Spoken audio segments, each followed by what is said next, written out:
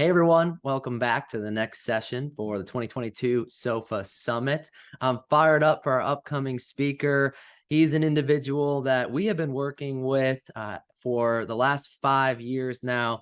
We have done hundreds of transactions together, and his name is Greg Iverson. Greg, how you doing today? Mark, I'm doing great. Thanks for having me, and looking forward to crossing over that threshold of 1,000 together. We've got to be getting close one of these days. Yeah, we'll be experts here soon. I love Yes. it.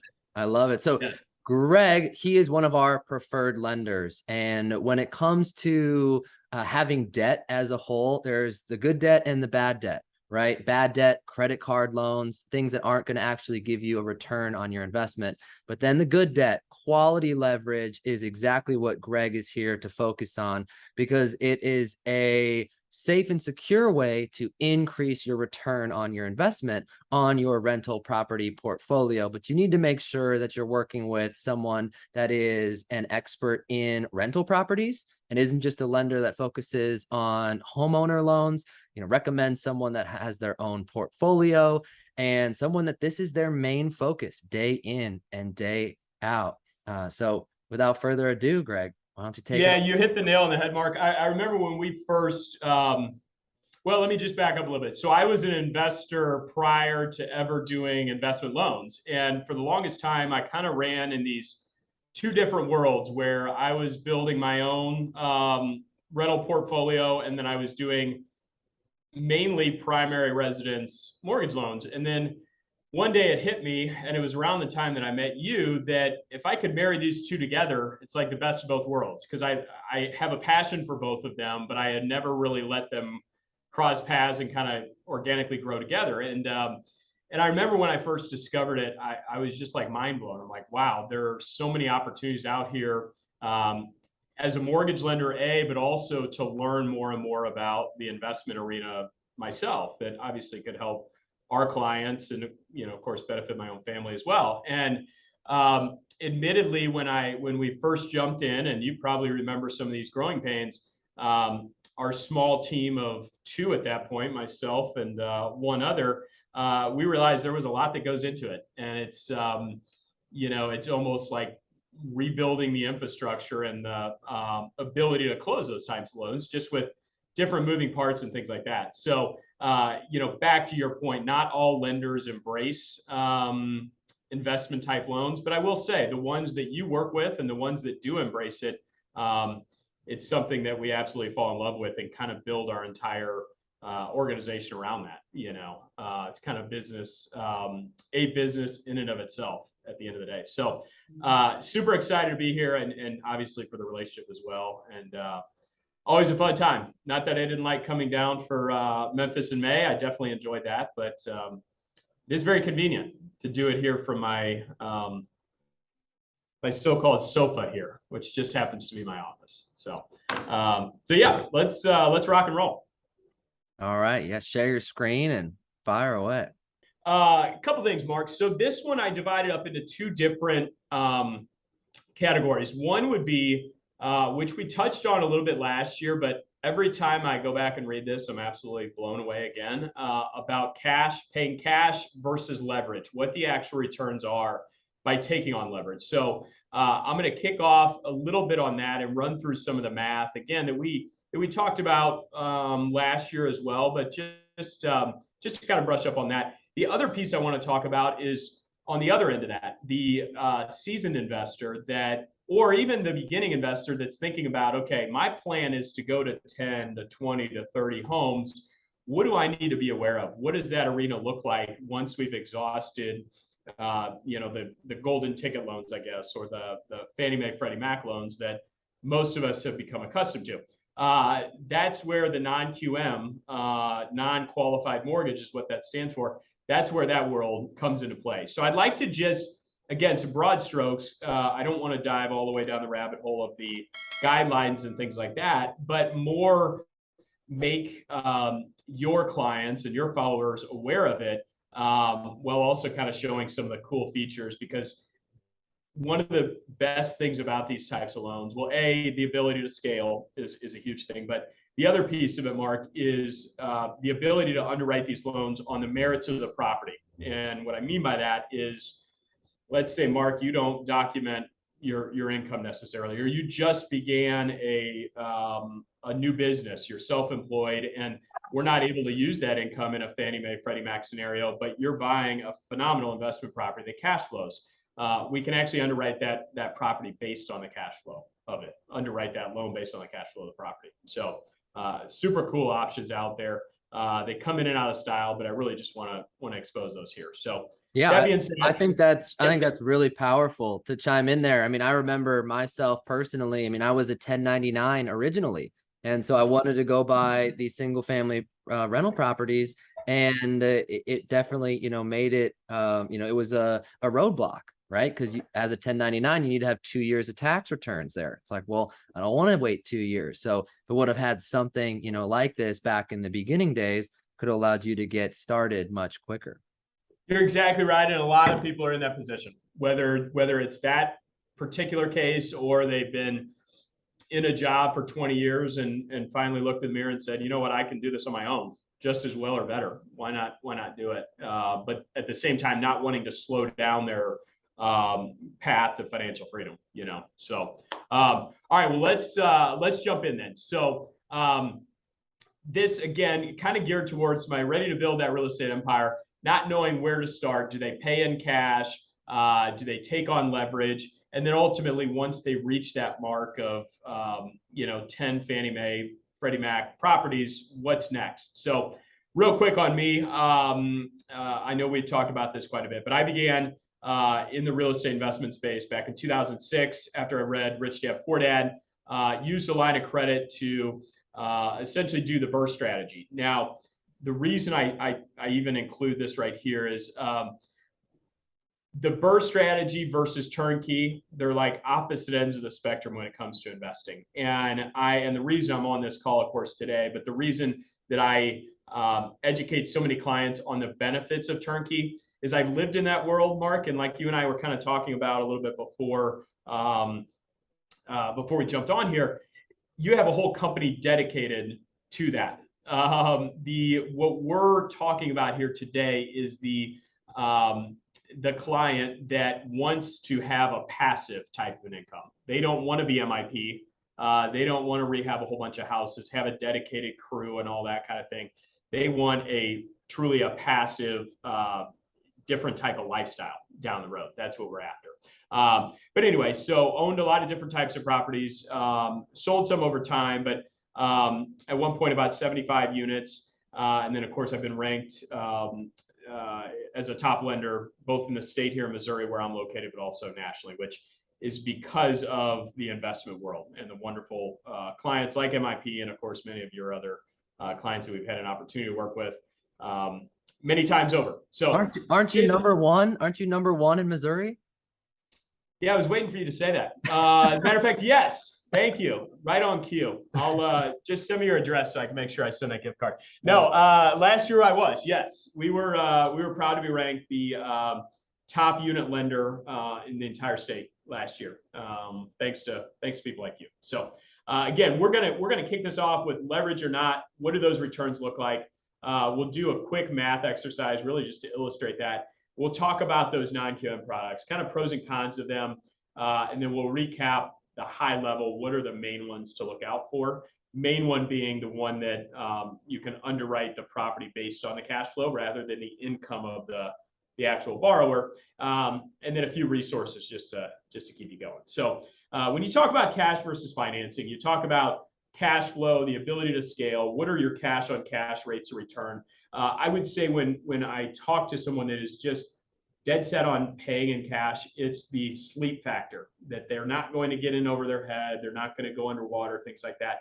There's a lot of value in that, and I would not ever be one to argue against it. However, for the other set of the population, which there are many, that really want to be able to leverage, scale quickly, overall grow it faster and achieve greater returns, there's really no better way to do it than leverage. You're dealing with other people's money. Of course, interest rate and loan terms are very, very important. Again, looking at cash on cash and the ability to scale. So what is cash on cash? So cash on cash rate of return, At the end of the day, it calculates the cash income earned on the cash invested in the property. So it's really a marker when you're thinking about, do I make a higher down payment, or do I make this bare minimum down payment and then use the remainder to invest it elsewhere? You really want to figure out what is that cash earning on a cash on cash return basis. So let's do a quick little math problem just to illustrate paying in cash versus taking on leverage. So we've got $100,000 to spend, and we're trying to decide, do I buy one $100,000 house, or do I buy five $100,000 houses where I make a 20% down payment? Again, we're using rough numbers here. I know there are closing costs and things that come into play, but I just want to make it a simple illustration here. So do you buy five or do you buy one? Pay in all cash, or do you take on five loans? It's the same 100,000 regardless. Each home rents exactly the same, $1,150 per month, carries a tax and insurance payment of $175.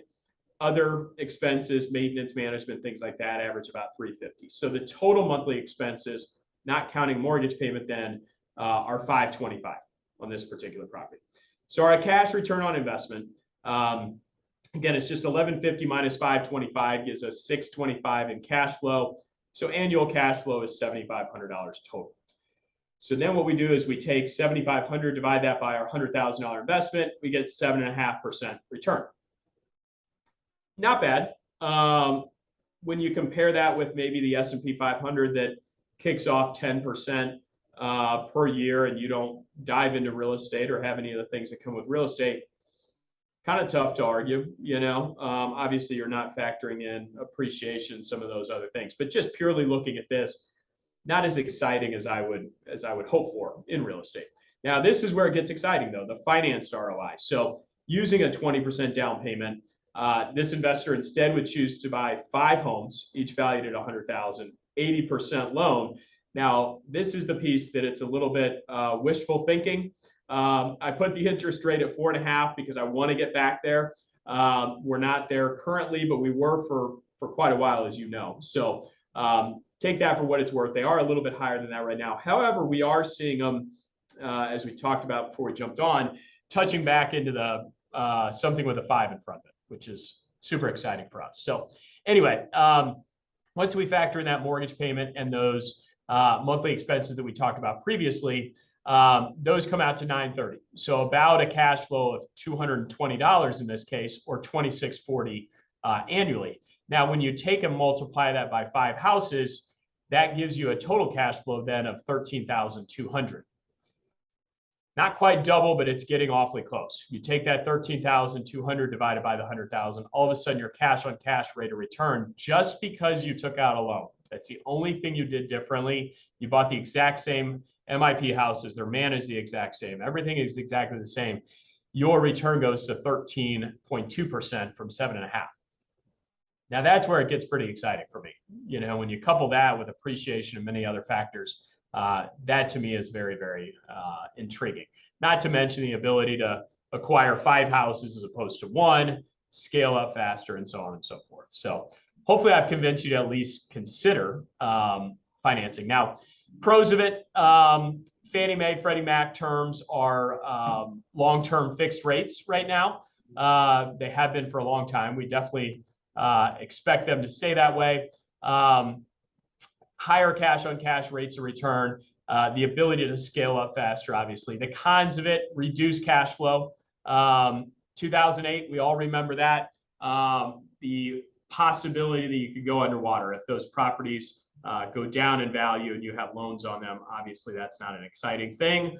Although my advice if we ever get to that point, which I don't believe we'll get back there, but if we do, the best advice I'll be giving, I know I will be saying the same thing, is, well, I would buy more. Hang on, know this tide will change, and buy as many as you can right now, because this is not a long-term thing. But anyway, that'll be down the road. And you're speaking from experience, because you bought the majority of your properties right after 2008 at just one of the best times in the history to be a real estate investor. Literally the greatest thing that ever happened to me, which I always do feel a little guilty when I say it, because it was obviously a painful thing for a lot of people, and I don't want to make light of that. But I see different markets, COVID, 2008, things like that, really for the opportunity that they are. And I think when you look at it from that lens, Mark, you would probably say the same thing. And you and I talk about this all the time. Where's the opportunity right now?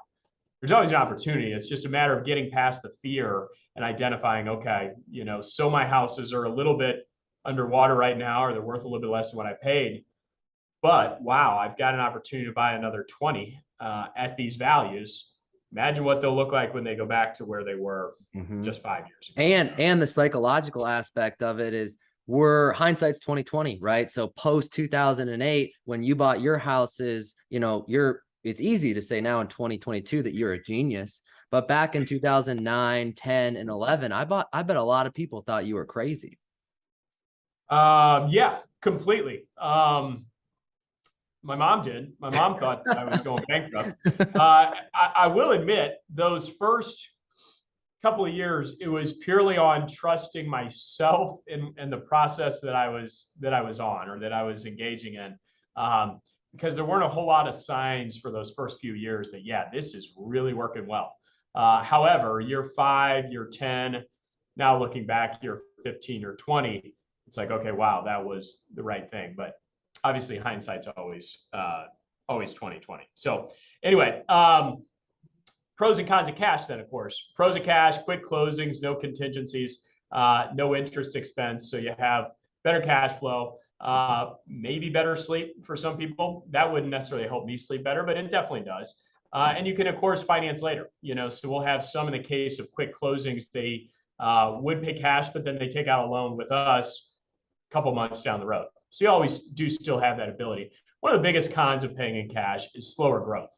That 100,000 is spent, and it's a matter of saving that 100,000 essentially to start all over again, and that could take five years.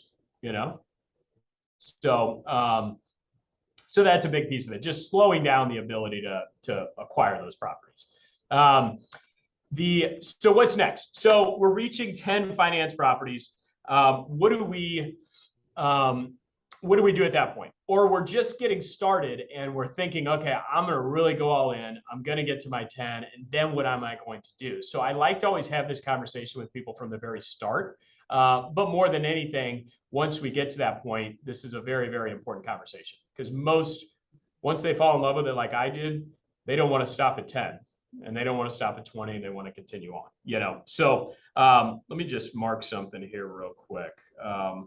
Yeah. So while you talk there, we can dive in. There's some more really incredible, benefits of financing, and that is the appreciation rate is now leveraged. So if you buy in cash and get a 5% appreciation, well, that's a 5% return on your money. But if you put 20% down, you're only paying for 1/5 of the actual property. So you have to multiply the appreciation rate by 5. And that is going to be what your actual return on investment is from an appreciation standpoint.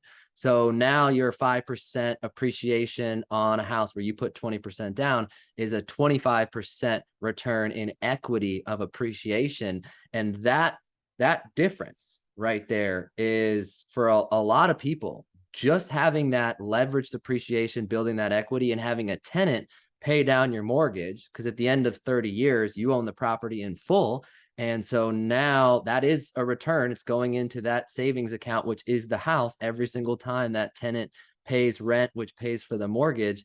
That in itself is a little bit over a 10% return annualized over 30 years. So just having a tenant pay down your mortgage and the leverage appreciation, for a lot of people, that's all they want.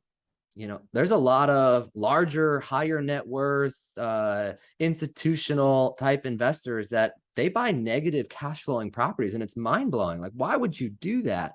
But they just want that A-class property that has that best chance to appreciate and to just have a really, low maintenance, low issues, and low headaches. Now, our focus here in Memphis is to be cash flow positive, but it's just interesting to know that there's a lot of people out there that just want those two benefits alone, and that's the power of leverage. It is so good. And so what was the appreciation rate last year in Memphis? Last year in Memphis, appreciation rate was 20%, which is 20%. Yeah, which is that's not normal. It's That. not normal. No. But just to humor each other for a second. So, and over the last decade, it's been on average 6% a year or so. Which Yeah. again, historically, that's probably not going to hold forever. But when you think about that, if you put down a 20% down payment and you bought a house that appreciated 20% in 1 year, isn't that just wild? A I mean, 100% return on your you're money in one getting year. more than that because it's actually that appreciation is based on that the entire package, the 100% of the purchase price. Mhm. It's just yeah. So I'm so glad you brought that up because it's something I've really focused in on. When interest rates start to go up and the party is I wouldn't say the party's over, but in a way it is. The COVID interest rate environment is over.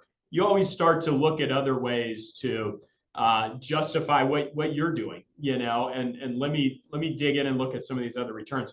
That alone, when you think about the leverage depreciation, it's like mind blowing, Yeah. and that's not something you can really do in other investments No, or the not at stock all. market. I mean, my number one favorite part of owning rental properties and having leverage is just going down to the bare bones minimum. Let's say there's no appreciation. Let's say there's no rent growth. Let's say there's no cash flow at all.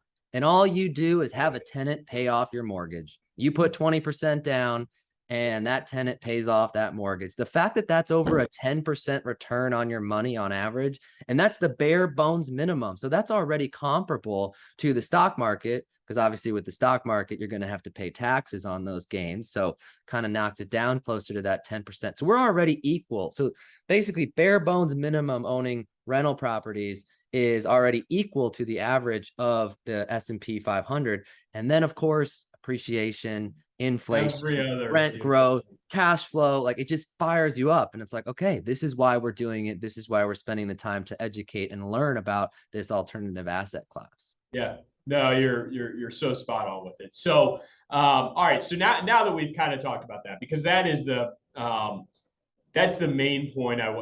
Well, several of those, but thanks for bringing that up because those are the main points I always really want to illustrate for people that, particularly those they haven't gotten started yet, or they're just getting started. They're thinking, why do this? This seems more complex. I got to learn a lot more than I do if I just put my money in 401k or put it with a financial advisor, things like that. So no, I'm glad we covered that. What I wanted to wrap up with are this world of non-QM. So for those that are reaching that 10 level, maybe you already have reached that, or if you're like me and you're thinking about buying your first one, but at the same time you're thinking about buying your 50th, or other, of course, friends that we've seen grow like that, friends and clients, Mark. It's always worth having this conversation even very, very early on. So non-QM loans, essentially what they are is they're outside of Fannie Mae, Freddie Mac. Private money is financing those, like, big hedge funds and things like that are financing those. So they can write a little bit different rules than what Fannie Mae, Freddie Mac does. And specifically in the investment world, the approach has been, well, let's look at the confining or the the parts of Fannie Mae that people don't like, or the ones that make it to where it's not as attractive of a loan, and then let's kind of modify our guidelines to fill that niche, with the biggest one being when you're capped, when you get to 10 finance loans, Fannie Mae, Freddie Mac say, we're out. Good luck. It's been fun. We hope all the best down the road.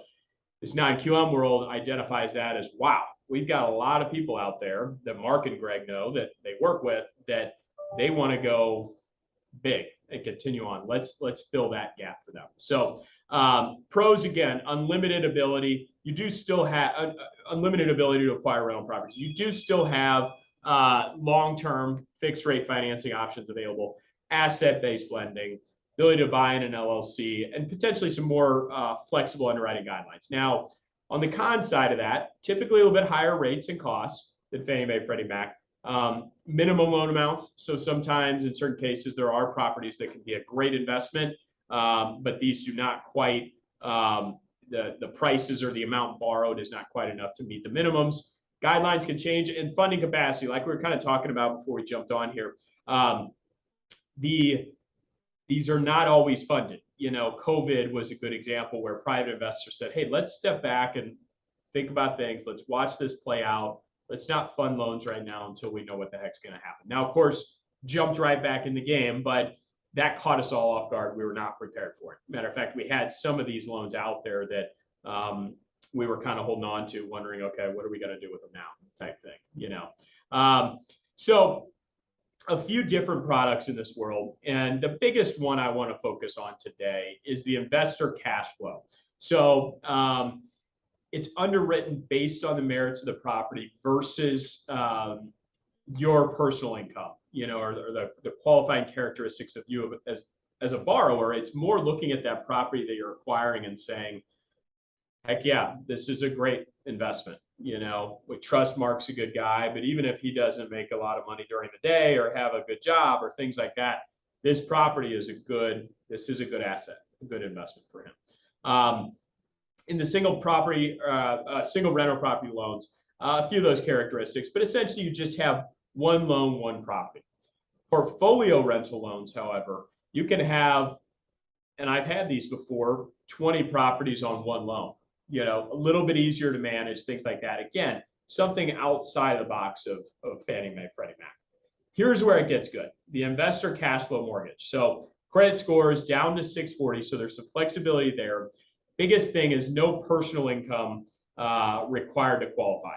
So saves you from submitting income statements, tax returns, all of those headaches. Loans all the way up to $1.5 million. But like I said, there is that minimum of $75,000. In certain cases, it's even as high as $125,000 to $150,000. DSCR. So this deals with debt service coverage ratio of 1%. Essentially, that the rents need to cover the expenses of the property. Doesn't need to be a whole lot more than that, which at this point in time is pretty liberal overall. Again, no personal income. Property can be in LLCs, potentially a little bit more flexible underwriting. 40-year loan options now. I think you and I were talking about this recently, Mark, where these are coming back into play. These 40-year, these are non-QM. Fannie Mae, Freddie Mac, they do not embrace that world yet, like the non-QM space might. And then, of course, non-warrantable condos as well could be an option. Fix and flip. So again, I don't want to go all the way down the rabbit hole other than to let people know these are available. This is not something that we're specifically talking about today as it relates to turnkey property purchasing. But there are a lot of different options here in this non-QM space. So again, single property rental loans, there's portfolio, their investor cash flow, and then these fix and flip options available. So one more thing I want to cover real quick. So we talk about, and I get this question all the time where, okay, so cash, down payment, how do I actually, like, what is that? Does it need to be cash in a briefcase? Does it need to be cash in my checking account?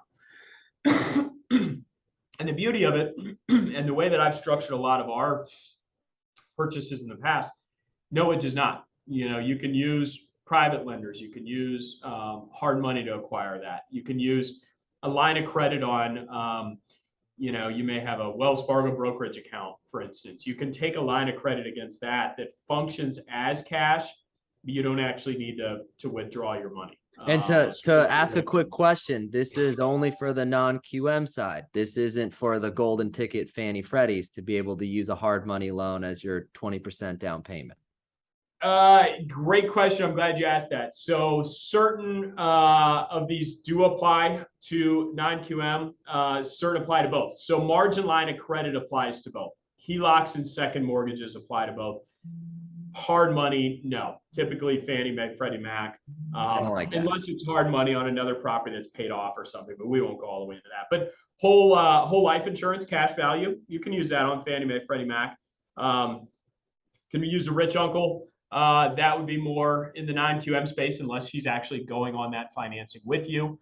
Financial partners, and then at the end of the day, what you really want to look at is what is your cash on cash rate of return by taking on that leverage. But I always like to talk about that because a lot of people, when they're strategizing and we start to talking, they say, well, I do have this out there. I do have a stock account. There's not a ton of money in it, but there's 100,000 there. Well, you can take a line of credit and potentially have 60,000 available. That can be your down payment on a Fannie Mae loan. So a lot of different ways to, and that's the other thing, Mark, I really have fallen in love with in real estate is there's no one size fits all approach. There's so many ways that you can, once you're clear on what you're after and what you truly want to do, there's so many different directions you can go with it. It's just, it's amazing. It's like you can learn every day. You never get to the point where it's like you've mastered it. Even you who literally have done this thousands of times, I'm sure every day you're learning. Well, it's probably mainly for me, but you probably learn from others too, here and there. Amen. But it's something that you're constantly a student of it, and so much can change overall. That's also one of the fun parts about real estate. I mean, just look at all the podcasts out there. It's very entertaining for a lot of people. The majority of people that learn about real estate, a lot of people probably on the Sofa Summit right now have never invested in real estate, will never invest in real estate, but they'll consume hours and hours of education and content because at the end of the day, it's kind of fun. Very exciting. And I definitely think so. And these book recommendations, those are top notch. Yeah, I just wanted to wrap up with these. Every time I speak, I get so many questions on books and things like that, and it's been these are ones that I always go back to, when I'm looking for, okay, it's January 1, what are we going to do this year? These are very mindset driven type. Definitely. I think the biggest one for the listeners to this particular session is the Wealthy Code with George Antone down there. Did I include that? Yes, exactly. That's at the very bottom. I was literally just reading that one last night. It's a really good one, to talk about the benefits of leverage and how to make sure to use it properly and how to properly calculate some, higher level, but very important numbers to make sure that you're taking on the proper debt. Because once you go and leave this Fannie Mae, Freddie Mac conventional loan, you can get 10. That's easy because the loan terms are almost the same for everyone, right? Yes, 20% down, fixed percent interest rate, 30-year AM. That's easy. But as soon as you go into this non-QM portfolio commercial world, the debt piece is equally, if not more important. It can be the difference between a bad deal and a good deal. I was just going to say it can make or break your investment.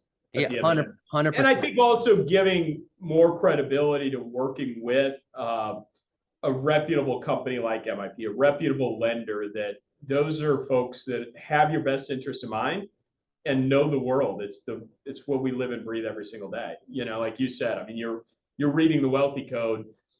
A, probably you love that stuff, but B, it makes you a better operator. It makes you more valuable to your clients because you're spending the time to educate yourself on that type of stuff after. Yeah, it's interesting. That book was given to me by our friend who I think you're having on as well today, or maybe tomorrow when you have him on. But Scott Saunders, he sent that to me, and I think I got it in the mail and sat down and read the whole thing, in a matter of a day or so. That's exactly how we heard of it. He said he put it in the mail, and I got too antsy and just bought it online and just read it online because I couldn't wait. Yeah. George must love him because he's a big proponent of his stuff. He's a raving fan, that's for sure. So anyways, you out there listening to the Sofa Summit, highly recommend the books on that list. That's a really great all-encompassing, you read all the books on that list, and then you'll say, I get it and I'm in, or this is not what I want to do. I want to stick to the traditional routes and put it in a index fund in the S&P and be done. I was just going to say at the end of the day, that will tell you if you're going to fall in love with it or if it's just not really exciting, which there's nothing wrong with that. But that'll tell you pretty quickly. So Mark, I want to wrap up obviously with, here's my contact info. Here's how to reach me. We love the space. We like strategizing with clients that are like me when I was 24, 25 years old, and I had this huge ambition, but I didn't have anybody to give me the guidance. without seeking them out and asking them and things like that. We love being in that role where we've seen it, we've lived that world ourselves personally, myself and my team, but we've also worked with thousands of clients that are, seeking out financial freedom. We've learned a lot by that. We've learned a lot, Mark, by coming down and seeing your operation now and then and seeing what really goes into all of this, and what does it take to be successful in acquiring rental property. So That's it. That being said, I don't know if you have some closing. No, how do people get a hold of you? There it is right there. So the biggest thing, the mobile number on there. Call or text is typically the easiest way to reach me. My mobile, again, is that 636-751-1068. If you happen to be in St. Louis, Missouri at all, I'd love for you to stop by. We're always excited when clients just happen to be going through town and they stop in to say hello. And hopefully, like we've talked about, sooner than later, we'll have an office in Memphis as well. So we'll be able to participate when you all have clients in town too. So Exciting.